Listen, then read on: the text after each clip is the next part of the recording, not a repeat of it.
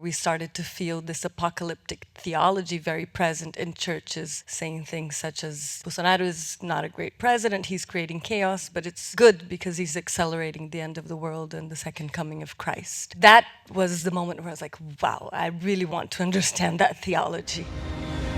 Eu quero ser pastor de uma geração que vai mudar a história.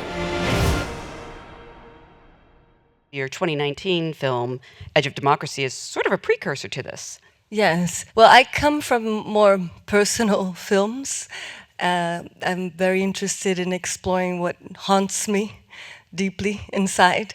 Suddenly, there was a political earthquake, and it became impossible to look inside. Actually, the ground was opening underneath our feet. I felt that in 2016, that what I took for granted as a birthright, especially in Brazil after 21 years of military dictatorship, establishing democracy was really an achievement of the generation of my parents, suddenly was under siege. And I wanted to explore the feeling that I was having as a citizen of suddenly falling into this despair of losing the ground on which I stood. So I went to the Brazilian Congress to understand what was happening. But one of the seminal scenes is in the beginning of the film, where instead of meeting congressmen discussing the issues at hand, I'm met by an evangelical pastor blessing the seats of Congress, and he tries to evangelize me, hands me a Bible, and asks me and my crew to accept Jesus.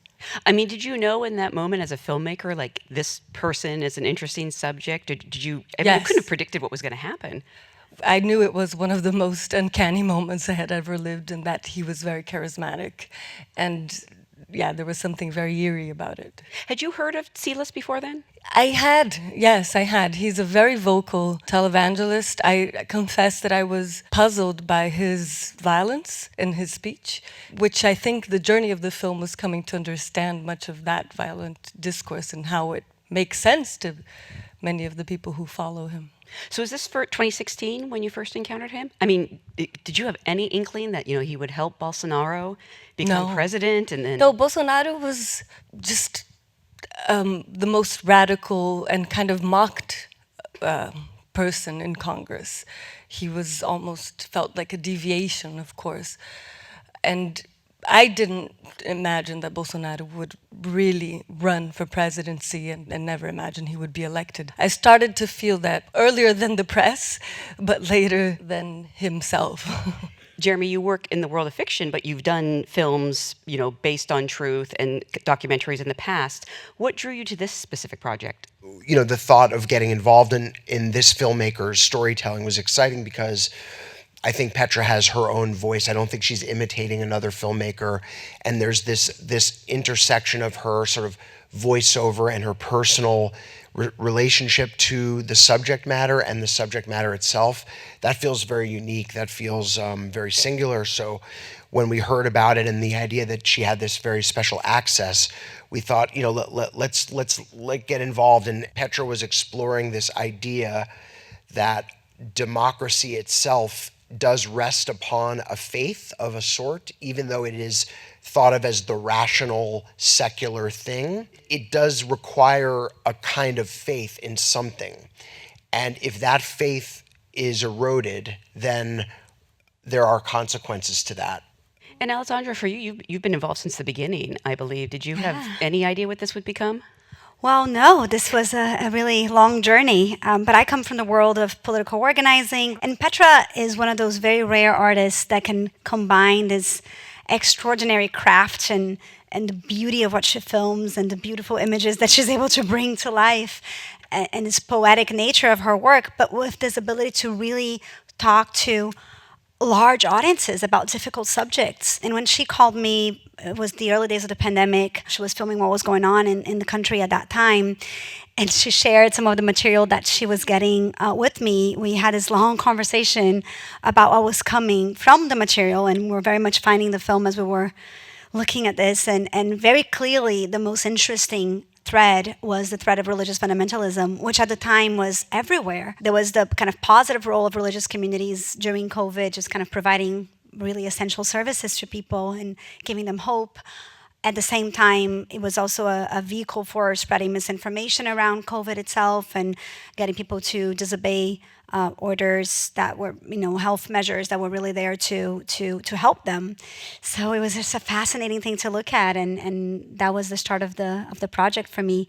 There were 700,000 people who died. Half of those deaths were completely avoidable. And faith played a huge role and really augmented the following. And that's the moment where we started to feel this apocalyptic theology very present in churches, with Bolsonaro, some of Bolsonaro's supporters saying things such as, Bolsonaro is not a great president, he's creating chaos, but it's good because he's accelerating the end of the world and the second coming of Christ. And that was the moment where I was like, wow, I really want to understand that theology. The access you get is incredible. How were you able to not only achieve that, but also, I hesitate to use the word trust, but they seem to respect you enough to really open up?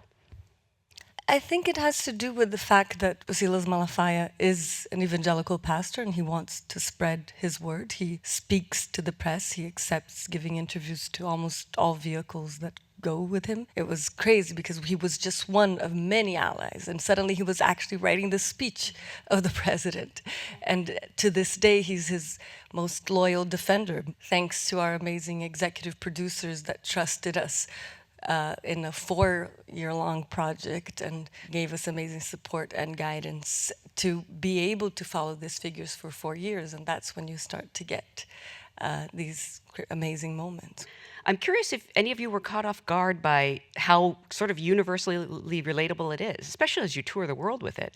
These debates and dilemmas are in most political systems around the world, and I think it's a credit to Petra that in telling a highly specific story, it actually becomes more universal. I think there were other filmmakers that would have tried to kind of jerry-rig the story to include clips from all around the world and try and say, like, aren't we universal because of this? But I think by going deeper and deeper into Brazil's past, the transition of the Catholic Church to liberation theology, to Billy Graham, those are like mythical things. We all have our versions of that. As these things are happening, though, you see, a attempted coup in your country. Are you looking to America at all and saying, like, this isn't going to work, guys? Yeah, some people say that Brazil has been just imitating America with this 2 years delay. So it's like we're seeing ourselves in 2 years' time. I hope that won't be the case. But then there's this uncanny thing of like, but then the attempt of assassination of Trump, that happened to Bolsonaro before, and then Trump seemed to have been imitating the Bolsonaro speech. So which one is imitating the other? And this uncanny reflection. But it can be an inspirational reflection where we learn from each other's missteps. That is what I hope. And I hope this film, even though it is about the apocalypse, I think there's a key there in understanding the apocalypse, not as the end of the world, but as a revelation.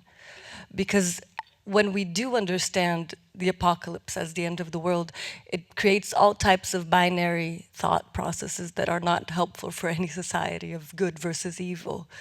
And that's the opposite of both the Christian message and the democratic message. There's no good and evil. We need to understand each other and live in coexistence with who might even be our enemy. What sort of are your hopes for its future impact? What do you want people to take away from it? Well, my own hope is that this will be the start of a conversation, not the end of it. And not only a conversation about this very peculiar influence that religious authority can have in politics and the distortions that stem from that, but also the other way around, how bad and dangerous it is for communities of faith to be exposed to the kind of political manipulation that can really corrupt what faith is all about. Please spread the word. Please. Thank you so much for being a great audience. Thank you. Thank you for being here. Thank you.